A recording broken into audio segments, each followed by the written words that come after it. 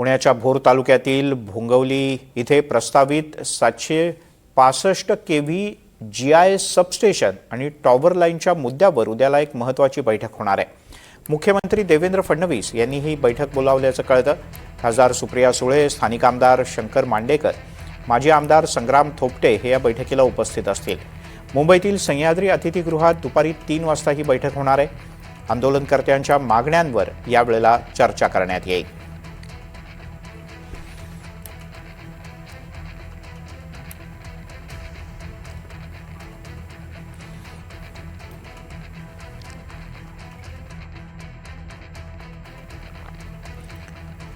तिकडे